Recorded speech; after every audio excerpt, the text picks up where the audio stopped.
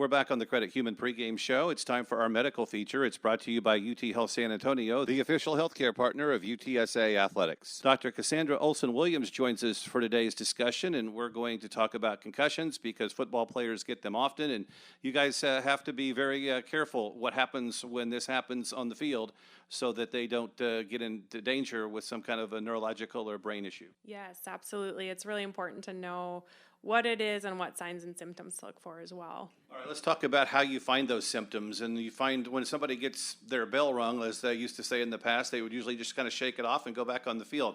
You don't want them to do that now, do you? No, we definitely want people to be seen by a healthcare professional. A lot of times the athletic trainer or the sideline physician will be that person. What are you specifically looking for? So often a person will have signs and symptoms of either headache, confusion, nausea or vomiting. A lot of times it's associated with unclear thinking, so either foggy thinking or slow thinking. Can cause memory concerns or concentration problems, sometimes balance problems. And we also see like sensitivity to light, sound, similar symptoms like that. There are athletes that say, I've never gotten a concussion. And then you ask them, well, how many times have you been knocked out? Oh, 3 or 4. Well, that's a concussion, isn't it?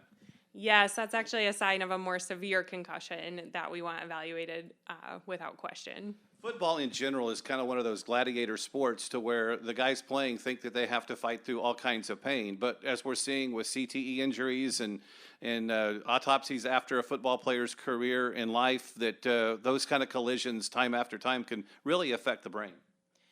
It can, and we also worry about the time frame right after a concussion.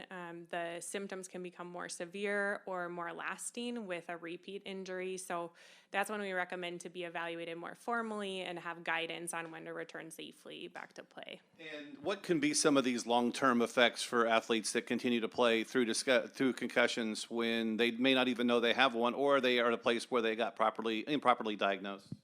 So a lot of times the symptoms in the short term are what we talked about as how we recognize a concussion. Long-term symptoms can be any of those symptoms that are lasting longer than an expected recovery period or a couple weeks. And chronic headache is probably what I've seen most commonly for people. We do worry about, like you were talking about, CTE, which is diagnosed much later in life and can be more severe. What do you have to see from an athlete before you allow them to return to competition?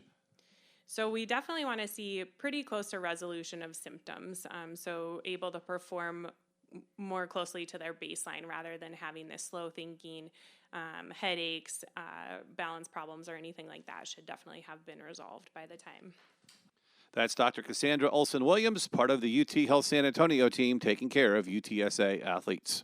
And that's today's medical feature, brought to you by UT Health San Antonio, the official healthcare partner of UTSA Athletics. For more information, visit uthealthcare.org. More of the Credit Human pregame show coming up next. This is Roadrunner Football from Learfield.